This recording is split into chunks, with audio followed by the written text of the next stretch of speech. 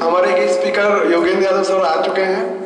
आप सारे लोग जानते हैं कि योगेंद्र यादव जी यूजीसी में पहले मेंबर भी रहे और हमारी तमाम जो प्रो स्टूडेंट्स डिमांड रही है उनमें बार बार अपना सहयोग देते रहे। जैसे एक बार डीयू में 25% लोगों को केवल स्कॉलरशिप मिलती थी, जो नॉन नेट स्कॉलरशिप सारे देश में सब लोगों के लिए है। उस समय हम लोगों ने कई बार प्रोटेस्ट किए और कई बार मेमोरेंडम देने के लिए जो यूजीसी के चेयरपर्सन वो नहीं आते थे तो सर आते थे और हम लोग को ले जाते थे। तो और बाकी जो अंदरूनी जो वहाँ पे चीज़ें चलती हैं, कैसे डेलिब्रेशंस होते हैं, उसका भी उनको एक मतलब वाकया है उनसे। अभी 2-3 चीज़ें जिन पे अभी इस यूनिवर्सिटी में बात करना जरूरी है और पूरे इस जो यूजीसी का सर्कुलर आया है, साथ साथ यूजी के सर्कुलर के साथ साथ जिस तरह से एसी मीटिंग और ईसी मीटिंग में 2-3 डिसीजन लिए गए, उसको समझने के लिए इस पूरे दौर में मतलब इस क्या चीज़ें हो रही, नया सेमेस्टर खुलते यूनिवर्सिटी किस दिशा में जाएगी। जो आप पिछली दफ़ा सारे लोग जानते हैं कि 9 फरवरी के दौरान इस वाइस चांसलर ने तमाम चीज़ें करने की कोशिश की थी। 9 फरवरी के दौरान ये वाइस चांसलर जब आया था तो यूनिवर्सिटी से कोई मतलब ताल्लुकात ना होते हुए इसने डायरेक्ट इस यूनिवर्सिटी में पुलिस घुसा दी थी। आपके तमाम लोगों के कमरे चेक किए गए, तमाम जो साथी एक्टिविस्ट हैं उनकी मतलब उनके कमरों पे दबिश डाली गई और पूरा यूनिवर्सिटी में खौफजदा माहौल बनाने की कोशिश की गई। साथ ही साथ इस वाइस चांसलर ने उस समय कई सारी पॉलिसीज को भी बदलने की कोशिश की थी। आप जो लोग इस बार एडमिशन लेके आए हैं और पुराने लोग जो यहाँ पे मौजूद हैं, सारे लोग जानते हैं कि डिप्राइवेशन पॉइंट जैसी पॉलिसी को इस वाइस चांसलर ने बदलने की कोशिश की। उसी समय ओबीसी में जो 10% रिलैक्सेशन मिला था 2 लेवल्स पे, उसको भी स्कैटर करने का कोशिश किया गया। तो इसको यहाँ के स्टूडेंट्स ने वो सारे अटैक झेलते झेलते उसको लड़ा और वो सारी चीजें रोल बैक हुई। आज हम लोगों के पास 2 लेवल पे ओबीसी रिजर्वेशन भी है, हॉस्टल्स में भी ओबीसी रिजर्वेशन है और डिप्रेशन पॉइंट का भी कैप बढ़ के 12 हो गया है। तो एक तरह से एक हिस्टोरिकल लड़ाई लड़ते हुए यहाँ के स्टूडेंट्स ने उस खौफजदा माहौल को भी किनारे किया था, साइडलाइन किया था और साथ ही साथ अपनी पॉलिसीज से भी कई सारी जीत हासिल की थी। अब वाइस चांसलर एक स्ट्रेटजी के तहत इस कैंपस में काम करना शुरू कर दिए हैं, जिसमें उनकी स्ट्रेटजी में एक नए टीम है पूरी, जिसमें अंदर के कई सारे टीचर्स को भी उन्होंने शामिल किया है और जगह जगह पे वो रूल के नाम पे सारी अनरूली चीजें कर रहे हैं। आज मतलब कल ऐसे ही सोचते सोचते जब पिछले दिनों हम लोगों की वाइस चांसलर के साथ मीटिंग हुई यूनियन ऑफिस बिरस की, तो हम लोगों ने जितने सवाल उनके सामने रखे, उन्होंने बस बार बार एक ही चीज को बोला कि ये तो रूल होता है, ये हमारे यहाँ का रूल है, आप प्रोटेस्ट यहाँ पे नहीं कर सकते क्योंकि ये रूल है, आप यहाँ पे अपनी आवाज नहीं उठा सकते क्योंकि ये रूल है, आप किसी का भी सस्पेंशन कर देंगे क्योंकि ये रूल है।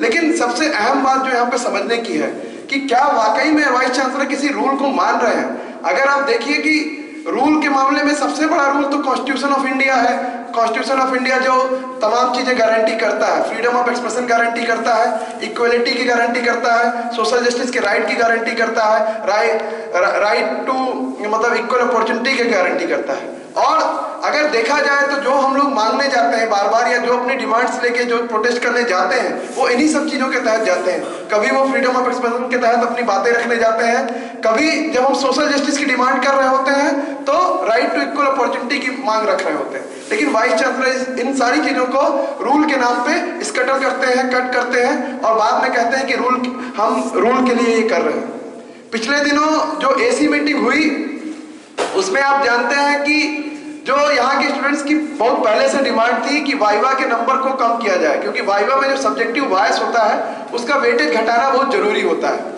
उसके लिए 2012 से एक कमेटी बनी थी, उसमें जेएनयू के मेंबर थे। इस बार भी एक नई कमेटी बनी जिसमें मैं और शत्रुपा दोनों लोग मेंबर थे और उस कमेटी में हम लोगों ने पूरे 3 साल का डाटा इंटरप्रेट करवा के, पूरा एनालिसिस करवा के इस चीज को इंश्योर कराया कि इस कैंपस में जो सब्जेक्टिव बायस है वाइवा का वो कम हो और इसके लिए वाइवा का वेटेज घटा के 15 किया जाए। वो अब्दुल नाफे कमेटी थी। साथ ही साथ अब्दुल नाफे कमेटी ने यह भी रिकमेंडेशन दिया कि उस वाइवा को 3 पार्ट में बांटा जाए, मतलब 5-5-5। आपका कभी कुछ हिस्सा रिसर्च मेथोडोलॉजी पे डिपेंड करेगा, कुछ हिस्सा आपकी एनालिटिकल स्किल पे डिपेंड करेगा और कुछ हिस्सा आप कैसा वहां पे प्रेजेंटेशन करेंगे इस पे डिपेंड करेगा। वाइवा में किसी को 0 नंबर नहीं दिया जाएगा, ये इंश्योर कराया कमेटी की रिकमेंडेशन से। लेकिन जैसे ही वो कमेटी की रिकमेंडेशन एसी मीटिंग में 23 तारीख की गई तो वाइस चांसलर ने एक नया सिगुफा छोड़ दिया। वो सिगुफा था कि पूरा डिस्कशन होने के बाद उन्होंने कहा कि ये तो बीए एमए पे लागू होगा, एमफिल पीएचडी पे लागू ही नहीं होगा, क्योंकि एक नया नोटिफिकेशन आ गया है जो उन्होंने बोला 5 मई 2016 का नोटिफिकेशन है, जो हम लोगों को मानना ही मानना है, गजट नोटिफिकेशन है, और अगर नहीं मानेंगे तो कंप्लायंस सर्टिफिकेट नहीं मिलेगा, और ये तमाम चीजें इस तरह की तमाम बहानेबाजी की। उसमें भी कई सारे टीचर्स ने और हम लोगों ने खुद उठ के कहा कि आप इंटरप्रिटेशन गलत कर रहे हैं, और आज सर से जब बात हो रहा था तो उन्होंने भी इस चीज को रखा कि वाइस चांसलर और यूनिवर्सिटी गलत इंटरप्रिटेशन कर रही है। उसके बारे में हम आगे और जानने की कोशिश करेंगे, लेकिन किस तरह से एक यूनिवर्सिटी का मतलब पक्ष ना लेते हुए, एक यूनिवर्सिटी की तरफ पार्टीशियन रोल ना अदा करते हुए, वाइस चांसलर ने उसको पूरी ऑटोनॉमी को सरेंडर करते हुए उस चीज को एज अपने एक ओपन इंटरप्रिटेशन के लिए खोल के रख दिया, जिसमें आपकी तमाम चीजें अभी दांव पे लगी हुई है। आप सारे लोग जानते हैं जेएनयू की एडमिशन पॉलिसी एक प्रोग्रेसिव स्पेस, एक इंक्लूसिव स्पेस लिए हुए ऑलरेडी रहती है, एक इंक्लूसिव रंग उसमें रहता है। हाँ, हालांकि बहुत सारी संभावनाएं अभी भी हैं कि और उसको इंक्लूसिव बनाया जा सकता है, लेकिन पहले से ही यहाँ के स्टूडेंट्स ने लड़ के, यहाँ की स्टूडेंट कम्युनिटी ने लड़ के कई सारा इंक्लूसिव रंग देने का कोशिश किया है, जिसको हम डिप्रेशन पॉइंट के नाम से जानते हैं, जिसको हम correct implementation of OBC reservation, SC ST reservation के नाम से जानते हैं। लेकिन जब ये पॉलिसी आएगी, मतलब क्योंकि हर बार जब एक तरह की नई पॉलिसीज आती हैं तो हमने देखा है कि इस तरह के रिजर्वेशन का जो इम्प्लीमेंटेशन है उसको स्कैटर करने की पूरी कोशिश की गई है। इसका सीधा साधा उदाहरण 2008 में ओबीसी रिजर्वेशन को गलत ढंग से इम्प्लीमेंट करके किया था यहाँ की इसी यूनिवर्सिटी ने। आपने देखा कि कैसे डिप्रेशन पॉइंट को पिछली बार स्कैटर किया जा रहा था, लेकिन स्टूडेंट्स ने उसको करवाया सही इम्प्लीमेंटेशन उसका हो। तो ये नई पॉलिसी आते ही हम लोगों के सामने एक बड़ा खतरा मंडरा रहा है। दूसरी तरफ हम जिस चीज को बार बार कहना चाहते हैं कि जब हम लोग वाइवा वसे का नंबर ऑलरेडी घटाने की बात कर रहे हैं, जब यूपीएससी में सुप्रीम कोर्ट ने जजमेंट देके इस चीज को इंश्योर कराया कि वाइवा 12.5 से ऊपर नहीं होगा, क्योंकि वाइवा में सब्जेक्टिव बायस होता है।